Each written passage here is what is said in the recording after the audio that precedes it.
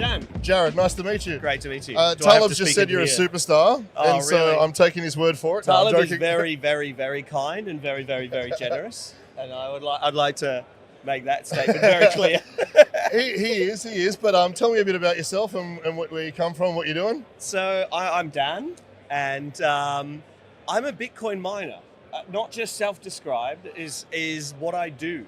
So I mine Bitcoin. Again, I'm one of 5 founders in my company. Yep. What company is that, sorry? So we're a company called CoinSafe. CoinSafe, okay. We've kept intentionally low profile because we love to target energy sources that are kind of different to a lot of the traditional mining. So a lot of mining is go and find some really cheap energy somewhere and turn it into Bitcoin, yep. Using computers. So mining, for those of you who don't know, is the process by which all Bitcoin is created. Every Bitcoin in existence was once an electron in a plug socket somewhere, and someone went and plugged a computer in and got the Bitcoin out of it. Yep. So that's what we do. We just do it at a giant scale. So what we're doing at the moment is why I'm so tanned is I've just come back from Papua New Guinea. Okay. Yeah. What kind of energy have they got there? So we actually have a direct partnership with the grid. So we've got a whole grid mix. Most of it is hydro, so again, very green, backed up by gas, and they have an abundance of natural gas. And then they kind of have some diesel backup. I say kind of, because it depends if the diesel's in the tank still by the time they want to turn it on. And then literally just at the start of this year, they put their first solar farm on the grid. Okay, cool. So what we've come to do is using kind of Bitcoin mining incentives, which is, hey, we can pay for the energy that nobody else wants. So when there's no other customer on your grid, we can come along and give you some money for that energy. Right, okay. And that's call it a really confusing, unique use case for traditional grid operators. They're like, what? No one can buy it. How can you buy that energy? And we say, well, we've got this cool machine called a Bitcoin miner. And they go, well, what's a Bitcoin miner? And so I've kind of been on a year-long trip, really, of, number one, studying the grid, like learning about their problems. Then number 2, obviously educating, their senior management, people inside the government as well, on, hey, they've heard about Bitcoin, Trump's been good for publicity and talking about Bitcoin. So they kind of know a little bit about it, but they don't really have a good grasp of it. So, everyone's heard of Bitcoin. Yeah. But when you approach a government or an energy company and say, hey, I want to do that, does that ever incentivize them to do the same thing? Look, I'll be honest with you. In the process of actually, proposing our deal, that we do have now, some members of the government and some members of the board, of the grid, tried to do it themselves in the background. So the answer is yes. Yep.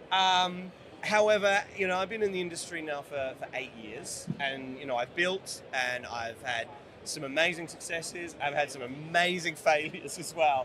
It's really hard. Yeah. And I can't underestimate how much time, effort, energy, and trial it takes to really build a Bitcoin mining business. It is building a data center, kind of on sometimes some of the world's rockiest energy. Yeah, wow. Okay, interesting. And so I always kind of laugh a little bit when people say, oh, we can do the same thing. I'm like, hey, I'm there with you. Good, I support you. We're all in this together. I know how hard it is, and you can run into issues very, very easily. So okay. The other side is that eventually I think quality always shines through, and when you're offering an institution like that, they are a government-owned entity. They do have very real problems and very real needs. I think it comes first from understanding, like when you really show them that you understand them, you understand what their needs are first, more than just, my need as a miner. You can actually come to an arrangement that's really, really cooperative and really beneficial. And something that is not just going to be like a flash in the pan. We've negotiated a power price that means we don't really mind if the Bitcoin price goes down. Wow. We'll always be able to pay our power bill. On the other side, we can then commit to the long term with them. We can say, okay, there are things we can provide for you that you can't do for yourself that we would love to do because we can see how it benefits you as well. Okay, so what about the hash rate? So when a million different other Bitcoin miners are online and everything becomes 10 times harder, Yep. do you opt to not mine at the same time, or are you whenever the energy's cheap enough, you'll follow that pathway? So look, ultimately, Bitcoin mining really does come down to being a cash-based business, Yep. More than it being a pure crypto play. So we take it quarter by quarter. So if it was ever unprofitable to mine, Yep. we would probably shut the operation. Right. Okay. At least until we could get some certainty that for a month or two we're actually above the rate of above the profitability, the break-even point on our energy. Okay. Part of that, again, it's not a perfect science. Part of the art really is being able to negotiate a power price that covers you for 99.99% of the outcomes that you can think of. Yep. And the other side is that my competition really isn't other Bitcoin miners per se. It's actually their power price. So Right. all I need to be is 0.1% cheaper than the other guy's power. That's paying the bills, all right. Because as long as I'm in the last 5% of Bitcoin miners before the Bitcoin price gets too low or too difficult, that we will have to turn off. Yep. I'm okay. Fair enough. So that's the game, really. In So Bitcoin for mining. people like me who've got a single miner, those single block miner units that's been churning away for a year with no result. Is that one of those little USB powered ones? Yep. What do they call it? A BitX? This one's like an NM miner or something like that. Yeah. Very cool. I think it's a 1 in a 30-something million chance of mining a block. Is your recommendation just to keep at it or to turn it off because it's not worth my time? So Mind you, I'm not paying the power. It's at work. There you go. Yeah. No. 100% keep it on. If someone else is paying the power bill, it's 100% energy arbitrage. You've got zero input cost and all of the upside. It's free real estate. Exactly. Those things, look, I think they're very cool. On a nerd level, I love them. Like the whole idea that, hey, I'm actively participating in securing the world's largest blockchain. Yep. It's amazing. In terms of the actual odds of success, you've got a 14 to million one chance of winning it's even worse the than I thought. lottery, and the prize for winning the lotto is a lot more money than a single Bitcoin block is. So the expected return of lotto is better than of a BitX or those little USB miners. So I'm going to look on a financial level, no. on a really cool, hey, I'm an active network participant. I'm proving the point that anyone can be involved in Bitcoin. I love it. Go for your life. Because a few months ago, a solo miner did get his 3.125 block reward. Yeah. I mean, it does happen. I mean, that's what in today's money. Well, I don't want to look at the markets right now, but it's half a house. It's half a house. It might have been a whole of a house.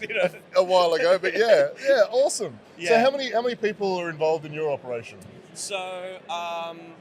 Call it indirectly. So we've got two sides. We've obviously got the development. So we're continuing to develop out there. Yep. So we have a bunch of subcontractors. We have a small, couple of internal team members there, and then a team of about 20 who are. There are contractors. There are power contractors, civil contractors. So they'll be constantly out there. Internally in our operations, we're actually a team of 5 on the ground. But that will, even at our full scale, so right now we've just turned on megawatt 1 as I got on the plane. I was literally up all night, turning machines on in our first data center. We'll only to go right out to 20 megawatts, we probably only need to increase that team to about 12. Okay. So it's really all of the training and all of the talent has to happen in that first megawatt. And then those guys then become very competent and then they can monitor a lot more from there. I once worked in a sales company, right? Yeah. And whenever someone got a big sale, someone would rush off and ring the bell. Do you have a similar sort of setup when you hit a block? When you mine a block? Not really. So actually, as a large operation, because again we run right now 400 machines. Again, we're going to scale out to over 10,000 by the time wow. we're finished. And we actually, because for us, regular cash flow is important, we send all of our hash rate to a mining pool. So we pool all of our hash rate with millions of other mining rigs, so that together we're about, somewhere between 10 and 20% of the Bitcoin network. That means we hit blocks every hour, and then we all share the rewards between us. Right, okay. So I kind of don't really know if I hit a block, and I kind of don't really care. All I care is that every 4 hours my payout happens. Fair enough. Because then the salaries have got to be paid, the power bills got to be paid. And who are you using for? I mean, are you paid the way it's set up? Do you get given physical Bitcoin, or are you paid out from a pool in AUD or USD or something like that? So we actually earn Bitcoin directly. So without compromising the security and integrity of our company, but we do mine to a central cold wallet treasury. Yep. So we actually, for a period of time, we do self-custody our own Bitcoin. Okay. And then you'd use an exchange or... Yeah, exactly. And actually, I'd like to, it's good marketing for you guys, That was the whole point of me asking this question. If you don't... I actually do use independent reserve for my onboard and offboard. Obviously, for great rates, fast settlement, and a friendly smile.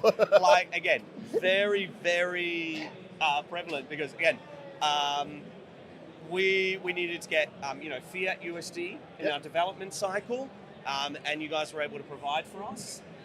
Obviously, we're now moving into the operational phase where we're going to need, at least fiat AUD, fiat USD. We need a lot of USDT because that's our usual payout distribution. We have some international investors, so USDT is very useful for paying them. They love it. No delay. End of the month comes, all the distributions are there, bang. So we essentially we mine Bitcoin once a week, once a month. I'm not the accountant, so I actually don't deal with that intentionally. You don't want to give me access to transferring anything. I'm the hyper nerd. I plug things in and make them work, and then there are other people in the team that deal with that. So awesome. Yeah, well, that's really cool. I haven't actually met a Bitcoin miner that's over 18. Yeah. So, it was lovely to meet you. You too. Jared? Patrick? No. Come on. I knew it wasn't Patrick. I knew it was Dan. And so what was the company again? Is CoinSafe. CoinSafe. So, okay. Look, if any of your people are interested, we do have certain investment rounds. Like we are launching investment rounds for some of our expansion. We've raised a certain amount of money. Again, you've got to be a particular investor. You've got to be particularly committed to Bitcoin. Yep. And you've got to, I think, have a particular commitment to take a risk like PNG.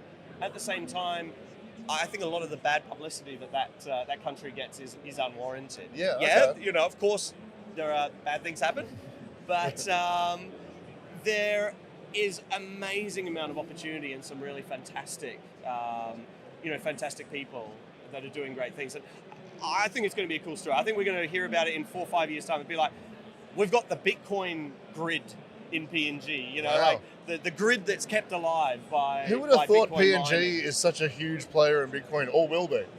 And I think that's going to be it. It's like, so maybe don't let that go out into the internet too far yet. No, cat's already out of the bag. No, it's okay. It's okay. Well, lovely to meet you, and thanks for having a chat. Absolutely. Do you have a stall set up here or not? No. I am just, again, He's just a guy. This is my first AusCryptoCon where I'm not speaking, I'm not talking about Bitcoin mining, I don't have a stand, no company here. I just get to wander around, see my friends. Did you get enough merch yet? I've only just started. Well, you can take the Independent Reserve whiskey glass. We're giving that to all of our guests. I tell you, and off camera, I might even fill it. Off camera was my friend Cappy. we needed these last night because we were sitting down having whiskey and cigars. Were you at the launch party? Yeah, we were. I was there too. Yeah. It was a bit of a blur, to be honest. Honestly, I didn't get around even half the people I should have said hello to. Mate, what time did you bounce? Because I left at 11 and probably it was pretty. I was 9:30. Oh, okay. I think you were gone before I even got there because I was still setting this up. So, anyway, lovely to meet you. I'm sure we'll chat again over the course of the 2 days. 100%. All right, thanks a lot, mate. Thank you.